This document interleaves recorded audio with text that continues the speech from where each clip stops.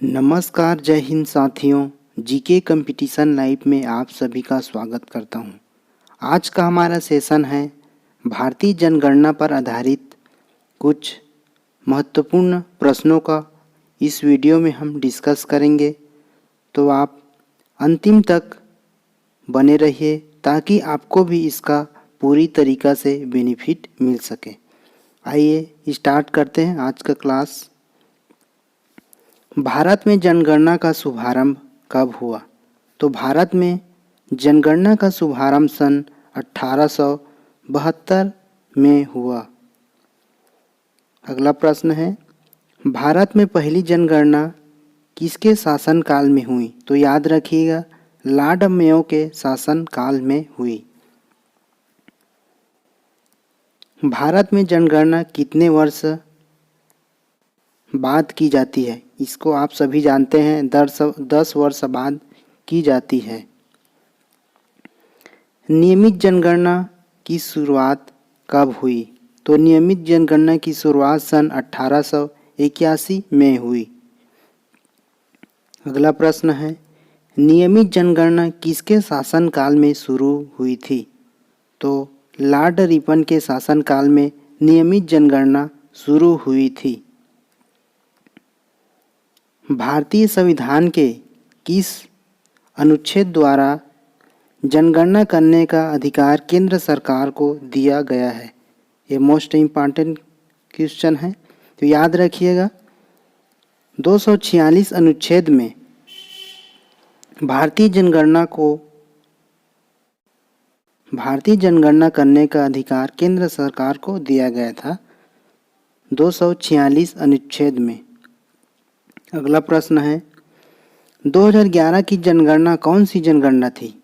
याद रखिएगा, 2011 की जनगणना कौन सी जनगणना थी? तो वो 15वीं नंबर पर जनगणना थी, याद रखिएगा इसको भी। विश्व जनसंख्या दिवस कब मनाया जाता है? तो विश्व जनसंख्या दिवस 11 जुलाई को मनाया जाता है।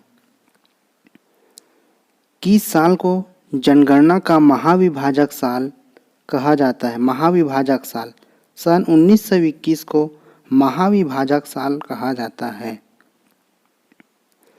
पहली बार जाति आधारित जनगणना कब की गई थी?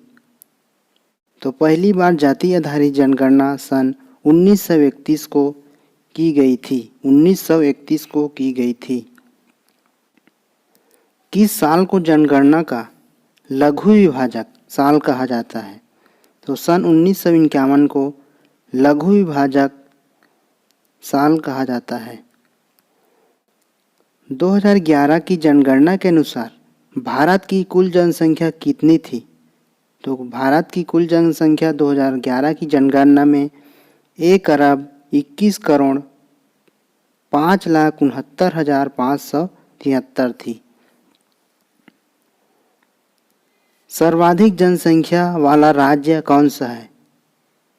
तो वो है उत्तर प्रदेश, सर्वाधिक जनसंख्या वाला राज्य। सबसे अग्रणी राज्य साक्षरता की दृष्टि से, तो वो है साक्षरता की दृष्टि से केरल अग्रणी है। सबसे पिछड़ा राज्य साक्षरता की दृष्टि से, तो बिहार आएगा। अग्रणी केरल और पिछड़ा में बिहार।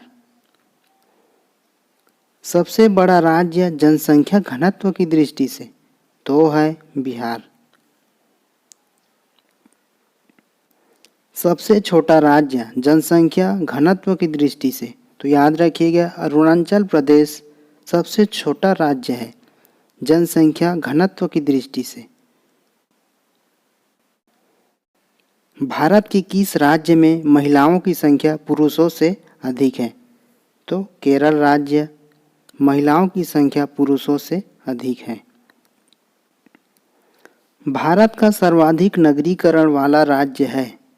भारत का सर्वाधिक नगरीकरण वाला राज्य है, तो वो है गोवा। किस राज्य में अनुसूचित जनजाति की संख्या सर्वाधिक है? अनुसूचित जनजाति अनुसूचित जनजाति की संख्या सर्वाधिक है तो है मध्य प्रदेश राज्य में अनुसूचित जनजाति की संख्या सर्वाधिक है।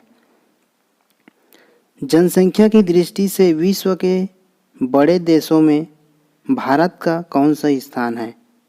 तो जनसंख्या की दृष्टि से विश्व के बड़े देशों में भारत का स्थान द्वितीय है। भारत में जन्म लेने वाले 11वें शिशु कन्या का नाम क्या रखा गया? याद रखिएगा, ये भी मोस्ट इम्पॉर्टेंट है। 11वें शिशु कन्या का नाम आस्था रखा गया। आस्था रखा गया। अगर आपने हमारे चैनल को अभी तक सब्सक्राइब नहीं किए होंगे तो चैनल को सब्सक्राइब कर ले, साथ में बेल आइकन है उसको प्रेस करना ना भूलें ताकि आपको हमारा इसी तरह की अपडेट आपको मिलती रहे। 2011 की जनगणना के अनुसार भारत की जनसंख्या कितनी है? तो 121 करोड़ 5 लाख है। 2011 के जनगणना के अनुसार विश्व की कुल जनसंख्या में भारत की भागीदारी कितने प्रतिशत है? लगभग 14.5%, 17.5%, 19.5% या 21.5%। तो 17.5% विश्व की कुल जनसंख्या में भारत की भागीदारी है। अगला प्रश्न है, भारत में प्रतिवर्ष किस देश की जनसंख्या के बराबर वृद्धि हो रही है? ऑस्ट्रेलिया या दक्षिण अफ्रीका या अर्जेंटीना या ब्राज़ील? तो ऑस्ट्रेलिया इसका सही होगा। ऑस्ट्रेलिया की जनसंख्या के बराबर हमारा भारत में वृद्धि हो रही है। 2011 की जनगणना स्वतंत्रता प्राप्ति के बाद की कौन सी जनगणना है? मोस्ट इम्पॉर्टेंट है। तो 7वीं नंबर की जनगणना है। स्वतंत्रता प्राप्ति के बाद की कौन सी जनगणना है? तो ये है 7वीं है। भारत की जनसंख्या वृद्धि का मुख्य कारण क्या है? ऑप्शन ए मृत्यु दर में कमी, बी जन्म दर में बढ़ोतरी, सी कम उम्र में विवाह और डी आर्थिक प्रगति। तो भारत में जनसंख्या वृद्धि का मुख्य कारण ऑप्शन ए मृत्यु दर में कमी है। मृत्यु दर में कमी है। जनसंख्या घनत्व का क्या अर्थ है? तो जनसंख्या घनत्व का क्या अर्थ है? ऑप्शन सी सही होगा। प्रति वर्ग किलोमीटर में रहने वाले व्यक्तियों की संख्या। जनसंख्या घनत्व का यही अर्थ है। राष्ट्रीय जनगणना 2011 के अनुसार 6 वर्ष से कम आयु के बच्चों का लिंगानुपात कितना है? 919 या 933 या 945 या 972? तो राष्ट्रीय जनगणना 2011 के अनुसार 6 वर्ष से कम आयु के बच्चों का लिंगानुपात 913 है। नगरीकरण की दृष्टि से भारत है एक उच्च नगरीकृत देश या एक निम्न नगरीकृत देश या एक उच्च मध्यम नगरीकृत देश या एक मध्यम निम्न नगरीकृत देश? तो नगरीकरण की दृष्टि से भारत एक मध्यम निम्न नगरीकृत देश है। अगला प्रश्न मोस्ट इम्पॉर्टेंट है। मेट्रोपॉलिटन नगर की जनसंख्या कितनी होती है? 10 लाख से अधिक या 15 लाख से अधिक या 40 लाख से अधिक या 50 लाख से अधिक? तो मेट्रोपॉलिटन नगर की जनसंख्या 10 लाख से अधिक होती है। याद रखिएगा, 10 लाख से अधिक होती है वही मेट्रोपॉलिटन नगर कहलाती है। मेगालोपोलिस सामान्यतः कितनी जनसंख्या वाले नगर होते हैं? यह भी इम्पॉर्टेंट है। ऑप्शन है 45 लाख से अधिक, 50 लाख से अधिक और 55 लाख से अधिक, 60 लाख से अधिक। तो मेगालोपोलिस सामान्यतः 50 लाख से अधिक जनसंख्या वाली होती है। भारत में प्रभावित साक्षरता दर की गणना किससे की जाती है? भारत में प्रभावित साक्षरता दर की गणना किससे की जाती है? तो 7 वर्ष की उम्र के ऊपर की जनसंख्या से की जाती है। अगला प्रश्न है, केरल राज्य के उच्च साक्षरता का कारण क्या है? ऑप्शन ए सुदृढ़ अर्थव्यवस्था, बी पिछड़ी जातियों की अनुपस्थिति, सी सुरक्षित सामाजिक अवसंरचना, डी उच्च नगरीकृत समाज। तो केरल राज्य के साक्षरता का मुख्य कारण सुरक्षित सामाजिक अवसंरचना इसका मुख्य कारण है। अगला प्रश्न है, भारत के 2 सर्वाधिक साक्षर राज्य कौन से हैं?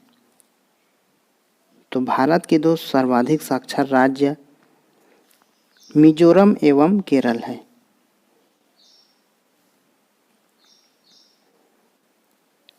जनसंख्या वृद्धि पर अंकुश के लिए देवी रूपक योजना किस राज्य में चलाई जा रही है? छत्तीसगढ़ या झारखंड या उत्तराखंड या हरियाणा। तो जनसंख्या वृद्धि पर अंकुश के लिए देवी रूपक योजना हरियाणा में चलाई जा रही है।